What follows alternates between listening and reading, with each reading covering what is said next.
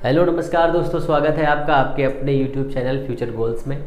जैसा कि आपको पता है कि हम लोग मैग्नेटिज्म फिनिश कर रहे हैं 1 बाय 1। आपको सारे के सारे लेक्चर प्लेलिस्ट में मिल जाएंगे, आपको वहां से देख लेना है। कोई भी प्रॉब्लम है कमेंट कर देना है, आपके हर एक कमेंट का रिप्लाई कर दिया जाएगा। आपके एग्ज़ाम से पहले लगभग सारा सिलेबस ख़त्म कर दिया जाएगा। और सबसे इम्पॉर्टेंट बात ये है, आपको ये भी याद रखना है कि अगर आपको चीज़ें पसंद आए तो प्लीज़ चैनल को लाइक शेयर सब्सक्राइब करना है। ओके, जैसा कि इसमें लिखा हुआ है, आज हम लोग पढ़ने वाले हैं मैग्नेटिक फील्ड। एमएफ का मतलब है magnetic field produced at the centre of the C and coil. यहाँ पे जो 3 सी लिखे हुए हैं, इस पर बच्चे कन्फ्यूज हो जाएगा। करंट कैरिंग कंडक्टर, ठीक है, उस कंडक्टर की कॉइल बना दी जाएगी। ठीक है, करंट को ले जाने वाला कंडक्टर, ये भी याद रखना है। इसमें थोड़ा सा समझने वाली चीज़ें हैं बस, और कुछ नहीं। बाकी सब बायो-सेवर्ट्स लॉ के अकॉर्डिंग है, आप आसानी से उसे समझ सकते हैं।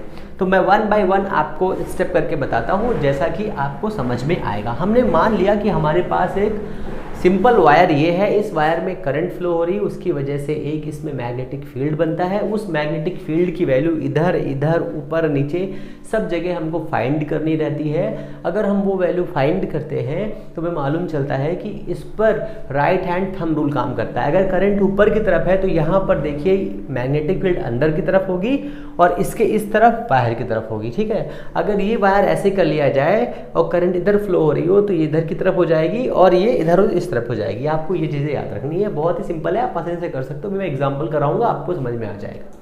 तो बायो-सेवर्ट्स के एप्लीकेशन के अकॉर्डिंग हम लोग ये पढ़ने वाले हैं। अगर एक वायर हमारे पास था, अगर थोड़ा सा मैं आपको रिकैप करवाऊं तो ये एक वायर है, इस वायर में आई करंट फ्लो हो रही है, जिसकी वजह से इस छोटे से DL में,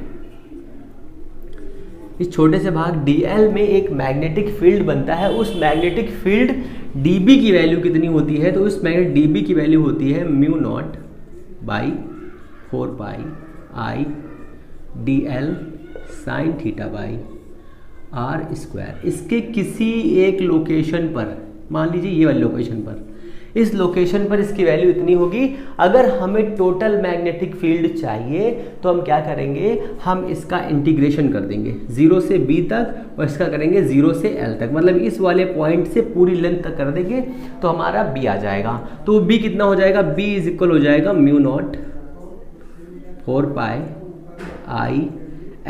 अब साइन थीटा, अगर ये परपेंडिकुलर दिया हुआ है तो थीटा कितना हो जाएगा, 90 हो जाएगा r²। ये हमारी वैल्यू हो गई। ओके,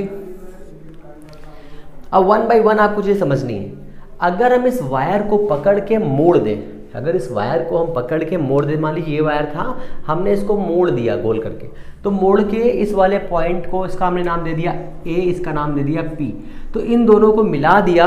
अगर मिलाने पर क्या हो जाएगा, ये हमारा कुछ इस टाइप से बन जाएगा। ठीक है, मान लीजिए ये वाला भाग A है, यहाँ पे लेता हूँ, ये हो गया A, ये हो गया B।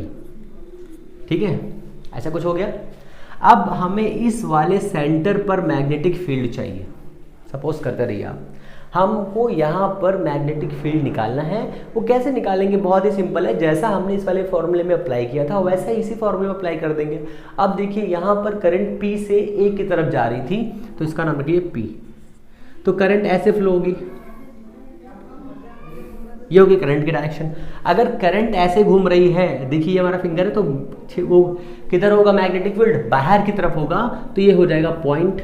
अब हमें इस वाले पॉइंट पर मैग्नेटिक फील्ड चाहिए, आपको ये समझना है। तो आप ये मान लीजिए हमने ये वाला छोटा सा DL ले लिया, इस DL से इस लेंथ को मिलाएंगे तो क्या हो जाएगा, ये हो जाएगा हमारा R। अब दोनों के बीच में एंगल कितना है देख लीजिए आप।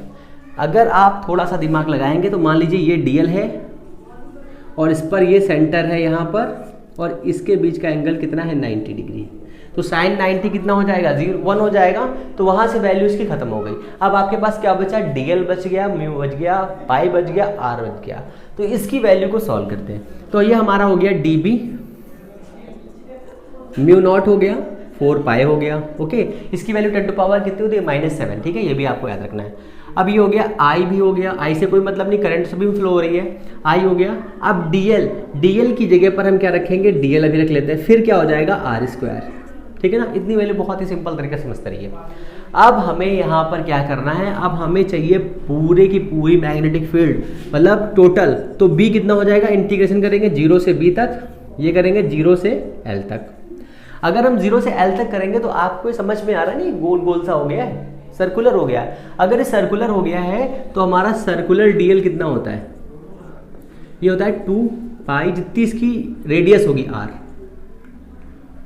रेडियस कितनी है इसकी r, तो इसकी रेडियस हो जाएगी r, तो यहां से b हो जाएगा हमारा mu naught by 4 pi, i same रहेगा, इसकी जगह पर कितना हो जाएगा 2 पाई r बाई r स्क्वायर, इस स्क्वायर से यार r कैंसिल हो जाएगा। अब कितना बचेगा, म्यू नॉट 4 पाई i, ठीक है, यहाँ से 2 जाएगा, 2 पाई बाई r, 2 पाई से कैंसिल होगा, यहाँ हो जाएगा 2, तो ये वैल्यू हमारी आ जाएगी mu naught i by 2r, समझ रहे ना, ये 2 कहाँ से आ गया, इसमें से इसको काट के यहाँ पे लिखता हूँ 2, तो हो जाएगा 2r, ये हो गया हमारा b। अगर अब यहाँ पर हमें साइन भी लगाना है तो हम यहाँ पर लिखेंगे ऐसा, ठीक है, ये हमारी हो गई वैल्यू। अच्छा, अब यहाँ पर सबसे इम्पॉर्टेंट फैक्ट ये है कि आपको ये तो वैल्यू मालूम हो गई कि b equal mu not I by 2r होता है, ठीक है ना। अब आपको ये भी समझना पड़ेगा कि अगर इसकी वैल्यू इतनी आई है तो हमने किस हिसाब से लगा दिया है ना, तो आपको ये भी समझना पड़ेगा। अब हम लोग इसको एक दूसरे लेवल पर लेकर चलते हैं जिससे आपको समझ में आए कि इसकी वैल्यू एक्चुअल में कैसे काम करेगी। तो सपोज करिए कि एक पॉइंट है, उस पॉइंट्स के अकॉर्डिंग कैसे मैं बताऊँ आपको, ऐसा समझ लीजिए कि ये छोटा सा पॉइंट है और इस वाले पॉइंट के अकॉर्डिंग हम यहाँ से घूमना स्टार्ट करते हैं, ये तो टोटल एंगल कितना हो जाएगा बताइए, ये टोटल एंगल घूम के हो जाएगा 360 हो जाएगा। अगर टोटल एंगल 360 हो जाएगा तो यहाँ पर एंगल कितना है 360। तो अगर हम इसको इस हिसाब से सोचना चाहें तो हम लोग सोच सकते हैं कि b is equal mu not, ठीक है, by mu naught by 2r, ठीक है, या 4 पाई रख लो, सीधे सीधे पूरी वैल्यू रखते हैं 4 पाई, फिर i भी रख लीजिए, i सेम है ना यहाँ पे। अब देखिए ये वाला एंगल दिया है और r दिया हुआ है, अगर हम यहाँ पर थीटा बाई 360 रख दें तो सोचिए क्या हो सकता है, तो आप सोचिए क्या हो सकता है, और यहाँ पे रख दें r स्क्वायर और यहाँ कर दें r, ठीक है, इस वाले r से ये वाला r कैंसिल हो जाएगा। अब थीटा की वैल्यू यहाँ पर कितनी है, तो यहाँ पर इसकी वैल्यू दी हुई है कितनी, ओ सॉरी वन सेकेंड, ये मैंने क्या कर दिया, मैंने तो पूरा फॉर्मूला चेंज कर दिया, एक सेकेंड, तो यहाँ पर हो जाएगा आपका टोटल फॉर्मूला जो आएगा वो फॉर्मूला हो जाएगा म्यू नॉट 2r और ये हो जाएगा थीटा बाई 360, ये आपका पूरा का पूरा फॉर्मूला है, ठीक है। अब देख लीजिए अगर ये एंगल पूरा 360 घूमेगा, 360 घूमेगा तो इसकी वैल्यू 1 हो जाएगी, आपकी वैल्यू इतनी आ जाएगी, सेम एज इट इज़, ठीक है। अब थोड़ा सा खेल समझिए, यहाँ पर थोड़ा सा खेल समझिए, खेल क्या, इसको इस तरह समझिए कि अगर हम इसमें थोड़ी सी चतुराई कर दें, चतुराई क्या कर दें, अगर इसको पूरा ना करके आधा बनाए, है ना, हाफ सर्किल करें, ये कर दें, अगर इसको हम ये कर देंगे और ये इसकी रेडियस है, ये इसकी रेडियस है r, ये इसकी रेडियस है r, तब हम कह रहे हैं कि आप बताइए कि मैग्नेटिक फील्ड की डायरेक्शन किधर है। तो आप समझ लीजिए ये ऐसे घूमेगा, मैग्नेटिक फील्ड बाहर की तरफ होगा, बाहर की तरफ के लिए सिंबल जो लगाते हैं वो होता है पॉइंट सिंबल, ठीक है ना, ये भी आपको याद रखना है क्योंकि आपसे ऐसा भी क्वेश्चन पूछा जा सकता है। ओके, तो ये r हो गया, ये हाफ दिया हुआ है, देखिए ये फुल है एक सर्किल का, अगर हम इसका हाफ करेंगे तो कितना हो जाएगा, b mu naught 2r i। अब ये कितना एंगल बनाएगा, तो थीटा की वैल्यू हो जाएगी 180 बाई 360, ये कट करिए कितना हो जाएगा 1/2, तो ये हो जाएगा mu naught 2 to 4r i b is equal, ठीक है ना, समझते रहिए बात को। अब इसी को थोड़ा सा और चेंज करिए, चेंज का मतलब क्या है, इसको 90 कर दीजिए, अगर ऐसा कर दिया जाए, ये हो गया 90 एंगल ना, 90 एंगल के लिए, और ये करंट इधर की तरफ फ्लो हो रही है। तो इसमें क्या हो जाएगा, हम ऐसे करेंगे तो अंदर की तरफ जाएगा, तो यहाँ पर पहले तो मैग्नेटिक फील्ड का सिंबल लगाएंगे डॉट, फिर अगर ये अंदर की तरफ जाए तो यहाँ पे लगाएंगे B is equal mu not I by 2R, इतना लिख लेंगे। 90 बाई 360 कितना हो जाएगा, ये कट करिए 1/4, तो कितना हो जाएगा ये आपका, ये हो जाएगा 1 by mu naught I by 8R। ठीक है, सिंबल क्या लगाएंगे, क्रॉस, क्यों, क्योंकि अंदर की तरफ जा रहा है। ठीक है ना, तो ये आपका हो गया इसके लिए। अब एक मोस्ट इंपॉर्टेंट क्वेश्चन जो आपके एग्जाम में हर बार लगभग पूछा जाता है कि अगर किसी भी एंगल के लिए दिया हुआ है थीटा की वैल्यू, तो हम यहाँ पर B प्रोड्यूस करेंगे, B is equal mu not I by 2R theta by 360 होता है। ओके, इतना हमें कोई प्रॉब्लम नहीं है।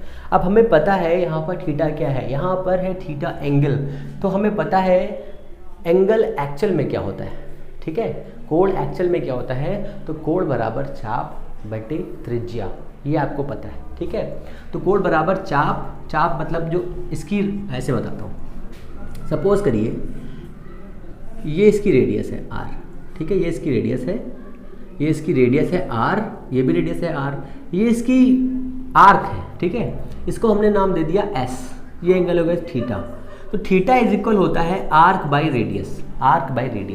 अगर हम यहाँ पर थीटा की वैल्यू पुट करते हैं तो कितना आता है, ये आपको समझना है। हमें इसकी जगह पर S लेकर आना है, तो वैल्यू कितनी हो जाएगी, म्यू नॉट S की जगह, थीटा की जगह पर कितना हो जाएगा, S बाई R, तो हो जाएगा 2R स्क्वायर और S बाई 360। कभी कभी आपको थीटा की जगह पर S और R दिया होगा, उससे आपको इसको सॉल्व करना पड़ेगा। तो आप ये भी समझ लीजिए कि ये वाला भी फॉर्मूला आपके लिए मोस्ट इंपॉर्टेंट है। ठीक है ना, अब कभी कभी आपको इसकी जगह पर ओमेगा दे देगा, तो कैसे होगा, तो D theta upon D T आपको पता है ओमेगा होता है, ये ओमेगा होता है, बराबर ये हो जाएगा D S upon D T into 1/r। तो ये कितना हो जाएगा, ओमेगा इज इक्वल हो जाएगा आपका v बाई आर। ठीक है ना, तो यहाँ से भी आपको ये वैल्यू पुट करने के लिए मिल सकती है, और ये वाली r की वैल्यू अगर हम रखेंगे तो v की वैल्यू कितनी हो जाएगी, म्यू नॉट s बाई 2, ये कितना हो जाएगा, r is equal v square omega square 360। तो आपको ये सब बेसिक फार्मूले भी याद रखने हैं, ये आपसे एग्जाम में पूछे जा सकते हैं। तो कुछ फार्मूले मैं आपको बताता हूँ, वो आप याद रखिए। जैसे बायो-सेवर्ट्स का लॉ यहाँ पे लिखा हुआ है, F is equal q v B sine theta, भी आपने पढ़ रखा है, ये भी आपको फार्मूला याद रखना है। मैं हर एक चैप्टर में आपको सारे के सारे जो पुराने फार्मूलाज होंगे वो याद कराता रहूँगा, जिससे आप अपने एग्जाम में वो फार्मूला भूले ना। ठीक है ना, 1/c², ये भी एक फार्मूला होता है, ये भी आपको याद रखना है। तो सब फार्मूले आपके लिए इम्पॉर्टेंट हैं, और उन फार्मूले से मैं एक बेसिक सा आपको फार्मूला बताता हूँ सॉरी, जो बहुत ही इम्पॉर्टेंट क्वेश्चन है। हाँ, अगर इसमें नंबर्स ऑफ टर्म्स दिए हो, मतलब बहुत बार से घुमाया गया हो, तो यहाँ पर जितने भी फॉर्मूले दिए इन सभी फॉर्मूलों में n से मल्टीप्लाई कर दीजिए आप। इसमें n हो जाएगा, इसमें भी n हो जाएगा, इसमें भी n हो जाएगा, इसमें भी n हो जाएगा, ये सारे के सारे फॉर्मूलों में n आ जाएगा। ठीक है, इसमें भी n से मल्टीप्लाई कर सकते हैं, इसमें भी n से कर सकते हैं, इस वाले में भी n से कर सकते हैं, और इस वाले में भी n से हो जाएगा, इस वाले में भी n से हो जाएगा, इस वाले में भी n से हो जाएगा। ये सारे के सारे फॉर्मूलों में आप n से मल्टीपल कर सकते हैं। अब जैसे कि यहाँ पर कुछ चीज़ें और चल रही हैं, तो मैं आपको एक और फार्मूला बताता हूँ। किसी वायर से यहाँ पर मैग्नेटिक फील्ड, ठीक है, जिसकी लेंथ इन्फिनिटी हो उस वायर के साइड में, तो यहाँ पर आपको कुछ फार्मूला याद रहे, B mu not I by 2πr, ये फार्मूला आपको याद रखना है। ठीक है, ये इन्फिनिटी लेंथ का वायर है, ये कैसा है, फिनिट लेंथ का वायर है। ठीक है, मतलब एक निश्चित लेंथ के लिए आपको ये फॉर्मूला मिलेगा, b is equal mu not I by 2r। ये फार्मूला मिलेगा सर्कुलर के लिए, ये वाला मिलेगा इन्फिनिट लेंथ के लिए। दोनों फार्मूले आपको याद रखने हैं। एक फार्मूला और याद रखना है, b dot D L is equal mu not I. ठीक है, ये वाला भी फार्मूला आपको याद रखना है होल सरफेस के लिए। करंट जितनी भी करंट, सिग्मा लगा दीजिए, यहाँ पर होल मत लगाइए, सिग्मा लगा दीजिए। ठीक है ना, तो ये इतने सारे इम्पॉर्टेंट फार्मूले हैं। मैं आपको सारे के सारे फार्मूले ऐसे ही 1 बाय 1 सीक्वेंस में याद कराता रहूँगा। अगर आपको चीज़ें पसंद आ रही हैं तो प्लीज़ चैनल को लाइक शेयर सब्सक्राइब ज़रूर करें, अपना प्यार कमेंट बॉक्स में देते रहें। मिलते हैं हम लोग नेक्स्ट वीडियो में, तब तक के लिए नमस्कार, जय हिंद।